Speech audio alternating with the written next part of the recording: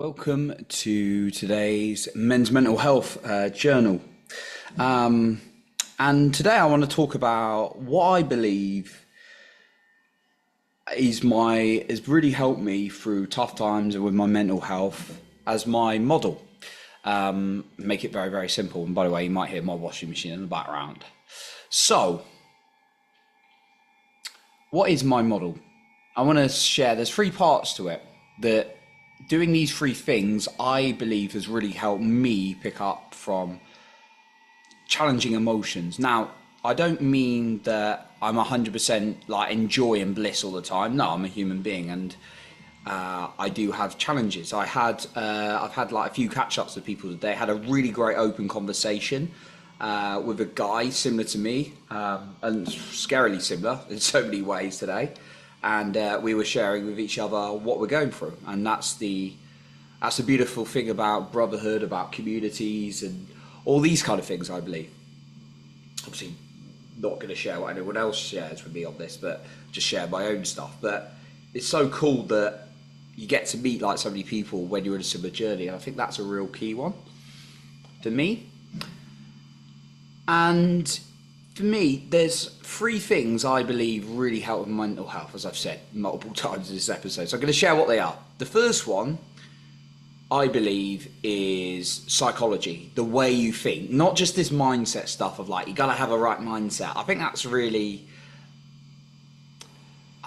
that's like, for me, it's about 5% of success is your mindset. Like, people go, what the hell do you mean, Johnny? Like, they say mindset is everything. I think mindset is everything to start. Like, you want to have the intention to make a change, to have a good attitude, of course. But for me, it's all about psychology. And psychology is the ongoing thought processes, consciously and unconsciously. Like, think about it, right?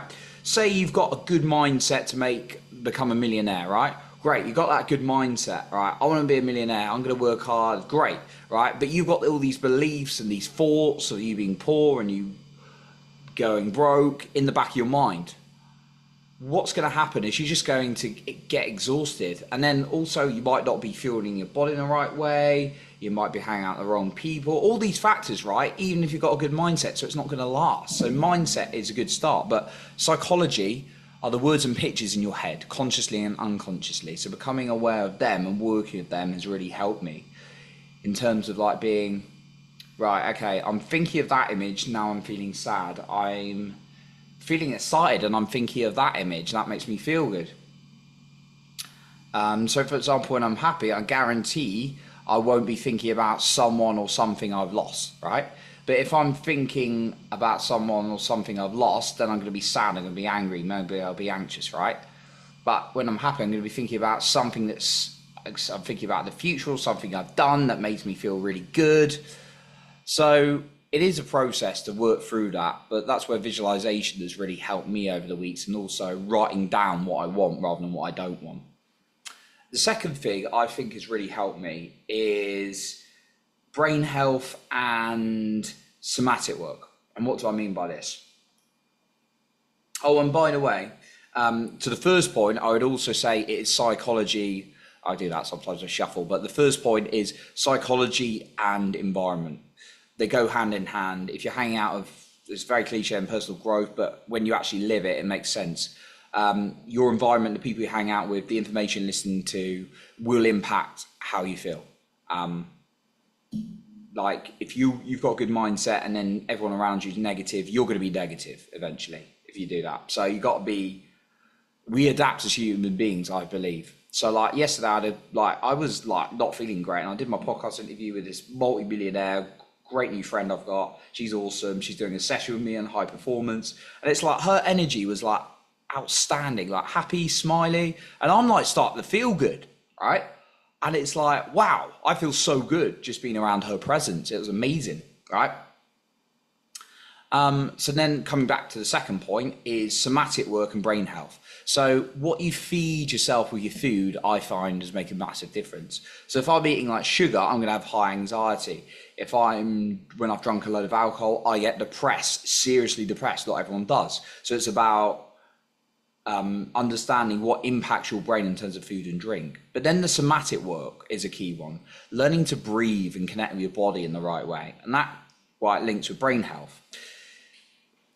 you can do all this like mind work on your psychology, but if you're eating crap and you're breathing shallow, all these kind of things, it's not going to be as good, right? Because how we really treat our body is key, because our body holds more emotions than our mind. If you listen to Stephen Porges, who wrote the book with Deb Dana, The Polyvagal Theory, it talks about like how actually only 20% of our communication comes from our brain to feel in our body, but actually most of the communication comes from feeling in the body or signals in the body, 80% back to the brain. So therefore you've got to pay attention to what's going on in your body, because there's a lot of emotions there. So for me, doing breath work, particularly 9D breath work, has really been a game changer. And then my third point would be this: action and activity. Like, it sounds so simple, but actually it makes a massive difference. And I've certainly been caught in cycles of when I've been like, right, I am going to, or I am going to like feel good when I work on like all this programming, but actually I have to take the action. Now, action is something you do a one-off activity, but activity is repeated action again and again and again. So it's really important, I find, to keep doing repeated action. Because when I take action on something, I might get a result. And when I get a result, I feel good and I move towards what I want. So those are the three things I found over the weeks has helped me with my mental health. It's still a work in progress, I must admit. I have my ups and downs, but when I find my challenging thoughts, I'm easier to catch them back into the more positive ones. I'm having some opportunities come my way, so like even jumping into things like my sales again, it's helping me. Asking tough questions to people, doing uncomfortable things I'm not familiar with, even when I don't feel like it, that changes how I feel, because I get more confidence again, more courage, right? So those are the three factors I find that really helping my mental health at the moment. So I thought I'd share them with you today.